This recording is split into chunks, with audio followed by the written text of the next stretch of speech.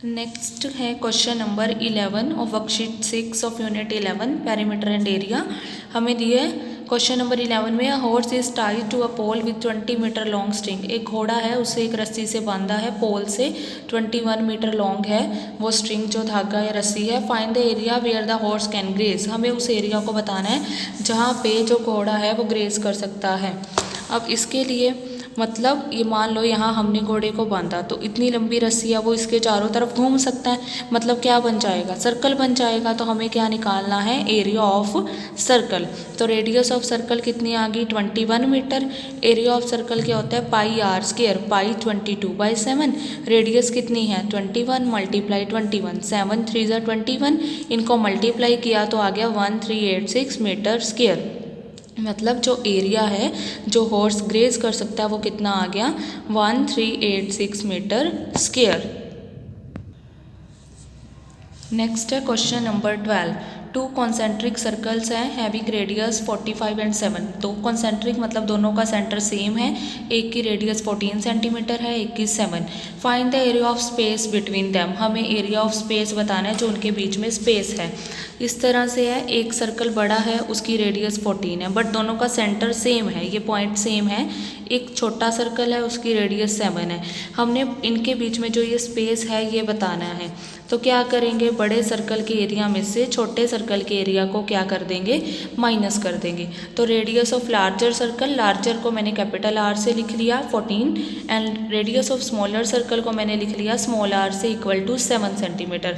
अब area of space क्या आएगा, area of larger circle minus area of smaller circle. Larger circle का formula pi R square, capital R use होगा क्योंकि बड़ी है, इसकी radius minus pi R square. मैंने दोनों को अलग अलग लिखा ताकि हमें पता चल जाए बड़े सर्कल की रेडियस कौन सी है और छोटे की कौन सी है। पाई को लिया common, R square minus R square. Capital R की वैल्यू कितनी थी हमारे पास 14, तो 14 का स्क्वायर माइनस स्मॉल आर की 7, पाई की वैल्यू 22/7, 22/7 एज इट इज़। 14 का स्क्वायर क्या होता है 196, 14 को 14 से मल्टीप्लाई करेंगे आ जाएगा 196, 7 को 7 से करेंगे तो 49, 196 में से 49 गए तो बचा 147, 7 के टेबल पे कैंसिल कर दिया, 7 2 ज़ा 14, 7 1 ज़ा 7, दोनों को मल्टीप्लाई किया तो ये आ गया 462 सेंटीमीटर स्क्वायर। तो ये आ जाएगा एरिया ऑफ, ये स्पेस है जो इसका स्पेस का एरिया आ जाएगा। नेक्स्ट है question number 13। Sum of the circumferences of 4 small circle of equal radius. 4 circle हैं, छोटे छोटे 4 सर्कल हैं, सबकी रेडियस बराबर है, चारों की इक्वल है। उनकी जो सर्कमफ्रेंस का सम है, मतलब एक की सर्कमफ्रेंस 2πr, चारों की प्लस कर लेंगे, इक्वल है सर्कमफ्रेंस ऑफ बिगर सर्कल, जो बड़ा सर्कल है उसकी सर्कमफ्रेंस के इक्वल है, ये हमें गिवन है। Find the ratio of the area of the bigger circle to that of smaller circle. हमें क्या करना है, रेशो निकालनी है, बड़े सर्कल का एरिया निकालना है और जो स्मॉलर सर्कल है उनके एरिया निकालना है और उनको क्या कर देना है, डिवाइड कर देना है, रेशो फाइंड आउट करनी है हमें।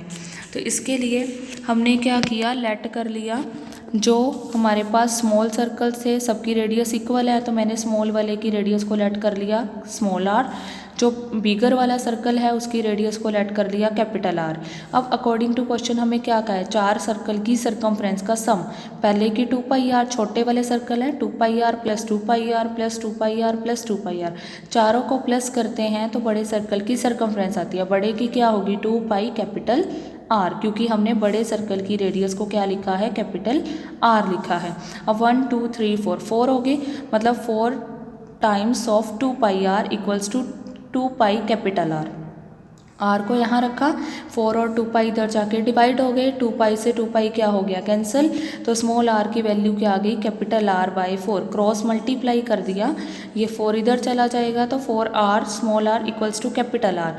अब हमें क्या निकालना है, रेशो निकालनी है बिगर सर्कल के एरिया की to the area of smaller circle. बड़े सर्कल का क्या आएगा पाई आर स्क्वायर, बस रेडियस कैपिटल आर यूज़ होगी और छोटे में स्मॉल आर, पाई से पाई हो गया कैंसिल। आर की कैपिटल आर की वैल्यू क्या आई थी 4r आई थी, 4r रख दी हमने यहाँ, small R as it is. 4 का स्क्वायर कितना होता है 16, R square by R square, R square से आर स्क्वायर कैंसिल, 16/1, तो रेशो क्या आ जाएगी 16:1।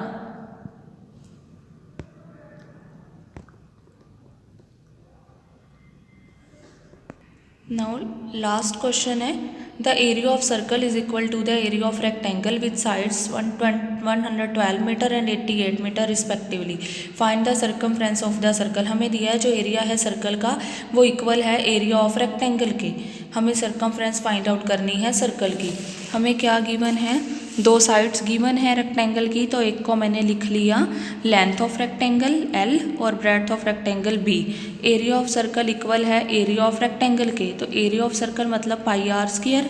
एरिया ऑफ रेक्टेंगल क्या होता है, length into breadth, pi 22/7 into R square equal L की वैल्यू 112 इंटू 88। आर स्क्वायर क्या आएगा, क्रॉस मल्टीप्लाई कर दिया, 7 ऊपर 22 नीचे, 21 2 1 सा 22, 4 पे कट गया 88, मल्टीप्लाई किया तो आया 3136। 3136 किसका स्क्वायर होता है, 56 का, तो आर किसके इक्वल आ गया 56 मीटर। रेडियस निकल गई। हमें फाइंड आउट करनी है सर्कमफ्रेंस ऑफ सर्कल। सर्कमफ्रेंस क्या होती है, 2 pi R, 2 as it is, pi 22/7, radius क्या आई 56, 7 8 सा 56, मल्टीप्लाई कर लिया तो कितनी आ गई सर्कमफ्रेंस 352 मीटर।